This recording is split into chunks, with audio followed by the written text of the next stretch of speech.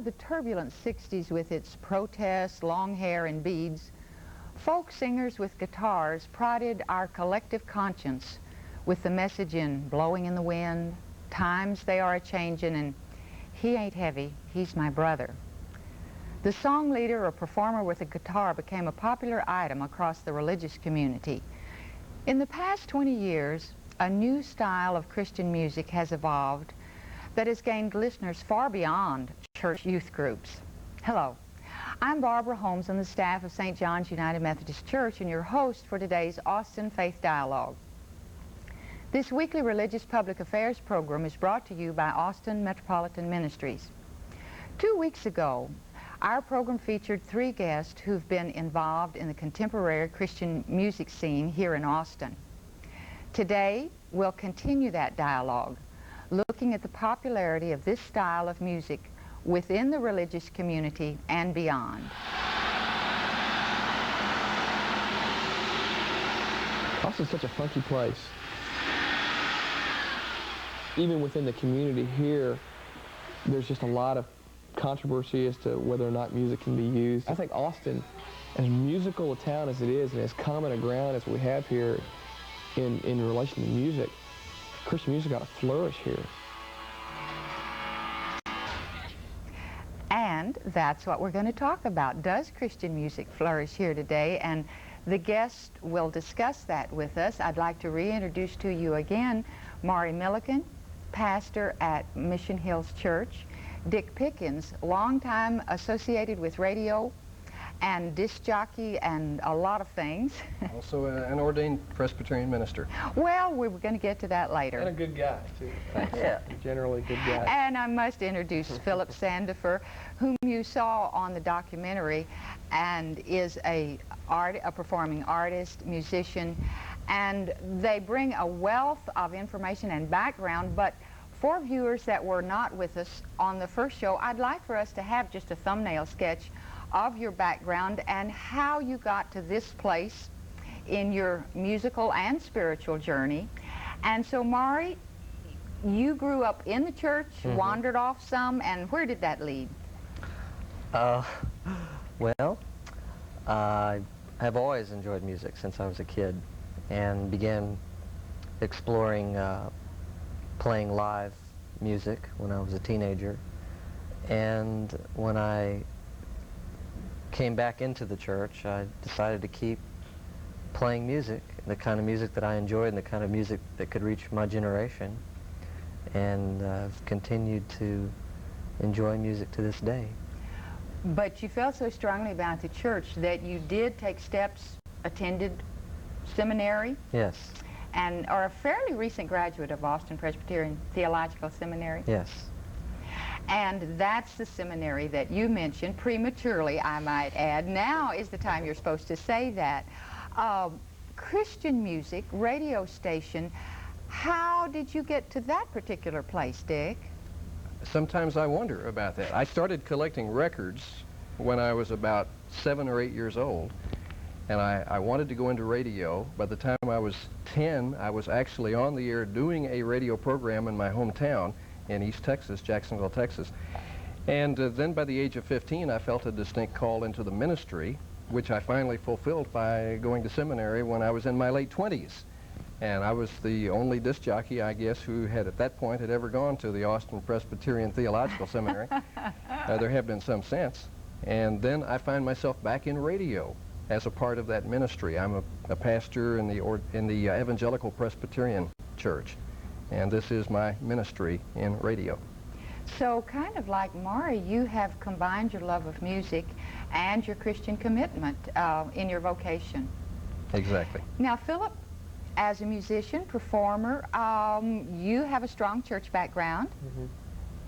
I don't know if my situation is the same in that my music is, I'm a writer first. I consider myself a songwriter first, and therefore I've always written about what's important to me. And my writing about relationship with the Lord and about the kind of music that I do now is more of a reflection of where I am, and it always has been. And in terms of how I got involved in Christian music, it's primarily because that is the field that provides the outlet for my music. and so that's how I really got involved with it. Does that make sense? Yes, that makes sense.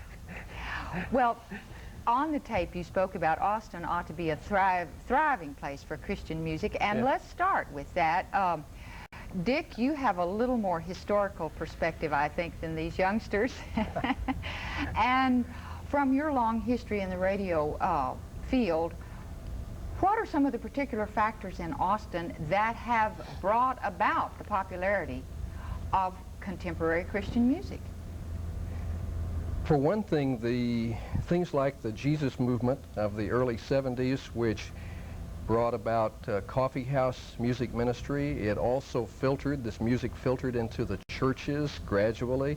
A lot of it was praise and worship music. You can now go into a Baptist church, a Methodist church, a Catholic church. You'll hear these inspirational songs being sung as congregational music as well as performed sometimes from the platform. So the Jesus movement had a big part of it. Things like the charismatic movement has had a large Well, let me impact. interrupt. Was that a strong factor here in Austin, the charismatic movement? And It has been a fairly strong factor affecting the music. Also, I think Austin is just a musical city. When you stop and think about it, it's a center for country and western music. It's certainly a center for rock music, and why should it not also be a center for Christian music? Radio stations have been successfully playing Christian music in various formats for years, whether it be Southern gospel or whether it be the more recent rock or the praise and worship. how many just Christian radio stations are there that play just Christian music?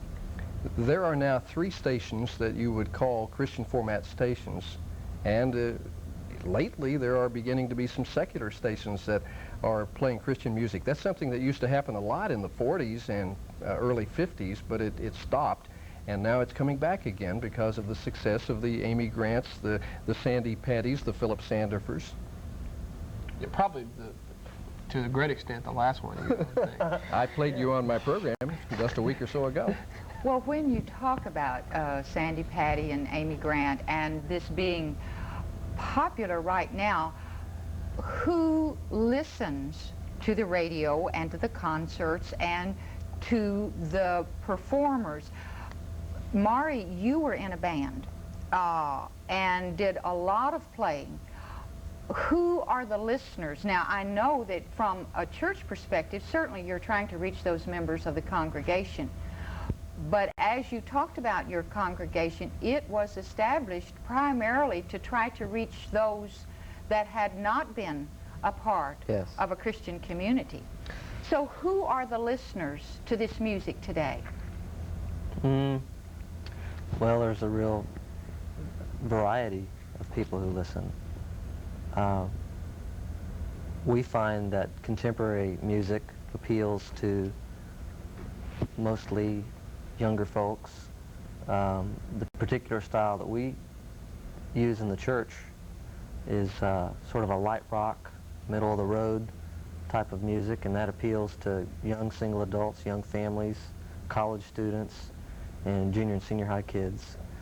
And generally it's those folks who are not churched, who grew up outside of the church, and it's the only kind of music that they can relate to. You know, they've never heard of Southern gospel. They've never heard of Bach, except for maybe in a history class or something. And the only thing that they know is pop music and contemporary music, and so it's a language that they're comfortable with and familiar with. So that's the people that we find listening to the contemporary Christian music. From your perspective in the church and the ones you're trying to reach, it may be a little different, Dick, in a commercial radio station. I would assume they do some market surveys and are trying to reach a particular audience. Who do you think those stations are trying to reach? How would you describe those listeners? Christian radio stations don't do as much marketing as I wish they would because of lack of funds many times. But we did our own little survey a year or so ago of who is actually listening. I was doing an afternoon program at that time on KIXL, and we had a little clipboard there with a thing that we filled out every time we had a caller. We'd have contests or whatever, or people would call in and ask a question about something, and we'd ask them, would you mind telling me your age? And my youngest listener was 7, and my oldest was 71. And this was middle-of-the-road contemporary Christian music. By and large, though, I mean, Kurt, isn't most Christian radio programmed for a certain, you know, the consultants will tell you that there's definitely a certain demographic that they program their stations to. I've heard thrown around 27 to 38-year-old females, you know, primarily. 35 to 54 or 25 to 54 women is the demographic that you usually talk about in a Christian radio station. But let's also admit that there are several different types of Christian music. Right. You have the more rock-oriented station. Let's go ahead and mention KNLE 88.1 in Round Rock that plays much more rock-style music. Then you have KIXL, which is more middle of the road. You have stations that play Southern gospel. You have praise and worship music. Some stations in East Texas, you can drive through East Texas and tune all up and down the FM dial, and you'll hear 5 or 6 stations that are playing a lot of beautiful praise and worship music. And that will, of course, reach a different audience. Yeah, it depends on your format, in other words. But Definitely. Yeah. Well, now in another setting, because you do a lot of concerts, Philip, how would you describe those people that come to concerts? Again, who is the listener?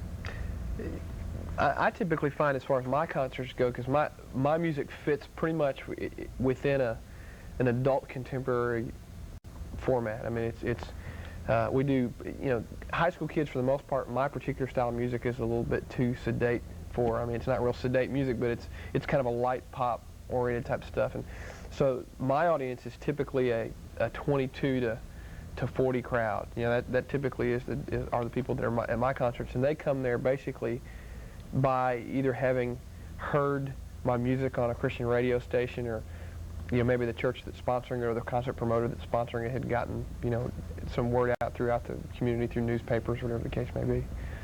So. Well, you were talking about the types, and we're talking about gospel, devotional, rock, and I want to get back to some of that, but before we leave that, in that spectrum of Christian music, I want to know what you all think is the appeal.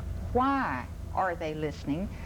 And Mari, you might talk a little bit about the phenomenon of Cornerstone, which is a national gathering and has been a number of years where thousands of people with a wide range of musical groups. Haven't you attended some of these Cornerstone Christian, I guess, festivals?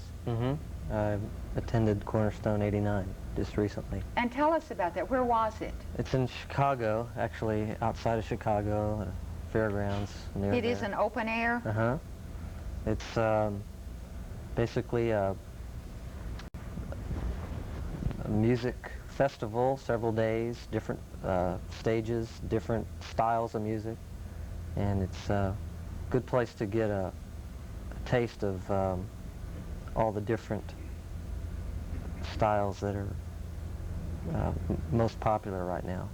In rock, though, I mean, yeah, it's mostly rock. It's pretty specific in terms of what they do. Well, they recently added an alternative stage, which is more adult-oriented. Solo artists, you know, acoustic guitar, down a piano, harp, and different music like that. But for the most part, it attracts the rock. Well, it audience. hasn't always been rock, because there hasn't always been Christian rock music, has there? Let me say something about that, Barbara. Surely. There's a popular misconception, and I'm not a real big fan of rock, certainly not the heavy metal sound, but there's a misconception that rock music is only for kids. If you stop and think about Mylon Lefevre, who is one of the top Christian music artists in the country. Mylon Lefevre is, what, 45 years old now? Let's get up there. That generation up to 45 years of age, you know, they're Mylon Lefevre fans, and these are the people that come to his concerts. And so rock is really for, like, 45 to 50 and under. And but he's playing he's also playing 70s rock, too. I mean, yeah, that's true. You know, and he also does praise and worship in his concerts, too. That's why he has such a big following. So, am I hearing you right that rock is not just for adolescents? It's more universal than we think. And how many people attended Cornerstone this year? Oh, I don't know. Thousands? Yeah, at It's least a big deal. 8 or 9, maybe 10,000. And the appeal of that is in the live musicians and the smorgasbord of available different musicians that are available. But see, I'd never heard of it, and obviously it is a huge event. It's kind of called the Woodstock. And maybe it's the fellowship of an event like that, too, that's popular. But it's also one of many such events that go on. I mean, it's a festival of probably about 8 festivals of a comparable size that go on. Yeah. Although right. Cornerstone is more geared towards, it's definitely more of a rock festival. More cutting edge. Yeah, and you'll it's a good place to discover new bands, new hot rock bands and stuff like that. Whereas a lot of the other festivals are more diverse in nature. They'll have, you know, they'll pick from a little bit from every style of music. Like I just did one up in Washington State that had like Steve and Annie Chapman, which is a real mellow group, and then they had a couple other rock groups called like Idle Cure, which is a pretty well-known Christian rock band, and so a lot of them will be more diverse in their format. And how many people attended that?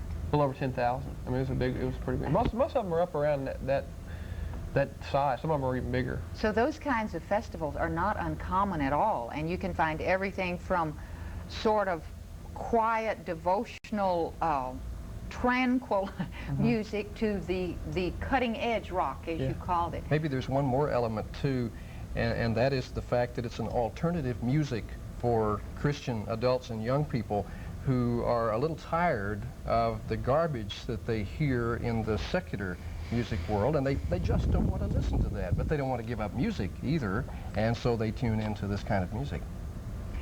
Well, I think we're very much aware of the dimension of Christian rock music, at least here in Austin, when a recent article in The Statesman talked about Rock of Ages Born Again, Christian musicians at odd with image, and it was a rather lengthy article, and talked about the variety there is within rock. There seems to be, is the language heavy metal? Yes.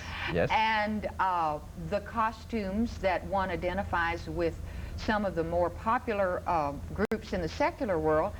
Mari, one of the bands that was mentioned in the article are members of your congregation. Mm-hmm. The name is, will get your attention, One Bad Pig. Mm-hmm. Now, how did that band get started? It was a joke. Started as a joke. They were all sitting around joking one day what it would be like to have a Christian punk band with a different weird name that didn't make much sense, and that's how it happened. And they played a little festival here in Austin over at Zilker Park, and everybody loved them, and well, I don't know if everybody loved them, but And the story few people loved them. And the story wasn't true that one of them was an ex-police officer? That's the way the story got out, that one was a police officer. I haven't heard that one. But they just caught on, and the name was funny, and people, you know, kind of grabs your attention. And Well, now, what kind of music do they perform? I mean, I don't know. explain They that call in it words of someone who is not knowledgeable about rock and of what all that means. they call it pig music. Now, what are they trying to accomplish, Mari? Well, they're just trying to reach people who are into Anthrax, Metallica, Megadeth, and bands that are real thrashy and speed real fast, and just that type of music. So it's evangelism? Very, very Is it specific. evangelism? Yeah, it's a very specific style that they're using to play the clubs in Austin. Play clubs, music clubs. Trough-oriented music. Yeah, You know. trough-oriented. Well, pig lore.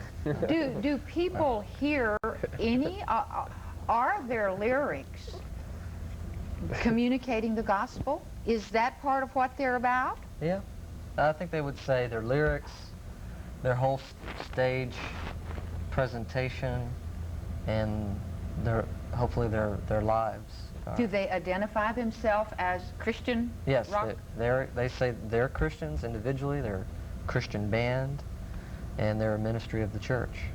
Well, now let's go back to what you said about clubs. When you say they play clubs, that means just regular clubs or Christian clubs, or Well, I don't know explain if any, that to me. I don't know of any Christian clubs in Austin, anyway. I mean, there may be. I think there's one up in Dallas or something, but No, We when I say need some, clubs, if anyone out there would like to start one. no, I mean when I say clubs, I'm talking about clubs. You know, Yeah. the real thing, nightclubs. Yes, You know, yes. that's where they play. And they take in their costumes, and the notion that really began as a joke about kind of a put-on, but they're serious about communicating the gospel Yes, they in this are. particular form. Yes, you have to understand, they're trying to reach a specific audience. Yes. Not everybody is going to even desire their music or want to hear it. But there's a very thin market which enjoys their music. Yeah, they've hit a niche that no one else has hit, and that's why they work in that market. But they're not going to work necessarily in, say, Phillips market. You know, it's just that was an untapped market, and they identified the music and the style and the look, and they plugged in and it worked. Well, now, do radio stations, the Christian radio stations, play rock music, Christian rock? Some do, not all. I don't know what percentage of them do, but you know, I don't play what would be called rock in that style of rock. Could I ask why? Yes, it has to do with the demographics of the audience that I'm trying to reach. That's a newer kind of rock. That's a younger kind of rock that hasn't been around as long, and some of the folks find it offensive. And that's one thing you have to be careful about in radio, is you don't want to offend your listeners, because that cuts your audience quite a bit. So it is not popular on most stations. I'd say that'd be a fair statement. Yeah, you know, it's really not that different from mainstream radio, from the Exactly. standpoint that there's a certain demographic that, for instance, here in Austin, you know, K98 or Key is trying to reach, you know, and they pretty much stay true to their demographics. But like, oftentimes Christian radio also will have like a specific time during the week, like maybe Saturday night from 9 to midnight or That's something like true. that, where they'll play, Weekends. you know, more rock-oriented Christian music. And even though I don't play their music, I would defend to death their right to that type of ministry. I think it's that important. Yeah. So that within the contemporary music field today, there is a range, and there is room for everybody, because in trying to reach the unchurched, sometimes you need a different message, a different medium, and you're using all of those. Now, do you perform with rock groups at concerts sometimes? Yeah, we have a band. My stuff is real. My music is real. It's pretty pop-oriented. It's not really. I would not classify it into the rock category. It'd be He more even of a does light. love songs and things like Oh that. my gosh! I mean, but it's more of a. We have a band that travels with us often, and sometimes I do solo concerts. But yeah, we perform at festivals and that sort of thing with other rock groups and that sort of thing. So. Well, right now, because of the popularity of some national stars, Sandy Patty and Amy Grant come to my mind, it seems to be very popular. Give me a quick prediction, each of you. What do you think that contemporary Christian music will stay popular, or will it evolve? What's a quick answer to that, Philip? My quick answer is you can't market God, and I'm a real rebel when it comes to the industry. I think one of the reasons Amy's been successful is because she stayed true to who she is. Her message has never really changed, and I think that's one of the reasons she's been successful. She's herself. And I think when you get outside of that realm and you try to become something that you're not, and you try to market God, I think you're asking for trouble, and there's no telling what's going to happen. I don't think you can predict it. How would you answer the question? Do you think popularity will remain? I think so, and I fully expect to see, maybe I hope to see more crossover artists like Amy Grant, who will move into secular music that will invade secular music. It's always bugged me a little bit that Christian music is somehow set off in the corner, and it's a niche of life that isn't in the mainstream according to the media so much of the time. And when you stop and think about the songs that we sing in church, some of the traditional hymns and anthems that we sing, some of those were beer tavern music back when they were first written, and we simply borrowed them in the church and took that style of music. And I'd like to see us integrate the Christian faith back into the world. Well, it seems to me that that is very much a good bit of what you all are about. Now, Mari, quickly, do you think that Christian contemporary music and rock will continue to stay popular? Depends on the culture. The reception. If rock stays popular beyond the 80s and 90s, yeah. I mean, if it doesn't, I don't see why people would employ it. I think the church should endeavor to incorporate all kinds of styles of music into its body, and as a full expression of the variety of gifts that are in the church. There shouldn't be a particular style that's isolated and promoted as the God style, but that we should be free to explore all the styles of music, whether it be country or rock and roll. Amen. Well, that's a wonderful note to end on, and we thank you so much for being with us. When Bob Dylan spoke of times that are changing, he pointed to a permanent condition, that of change. No longer is Christian music to be heard only at church services or gatherings, but radio, television, records. And as an example of that, we had planned for Philip to sing one of his songs, and a strange thing happened on the way to the studio that's not going to make that possible, but we do happen to have a tape, and a song that he's written, When It's All Said and Done, is the title. We're going to hear a little bit of that as we bid you farewell for Austin Faith Dialogue. Good day.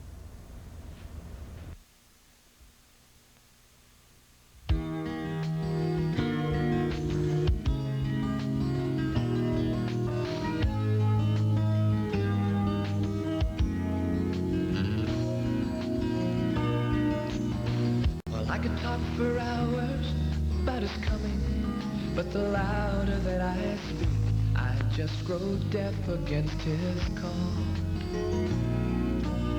And I could pray for years, I could bind my ills and my fears, and even believe I have the answer to it all. But when it's all been said, and when it's all been done, Austin Metropolitan Ministries at 472-7627.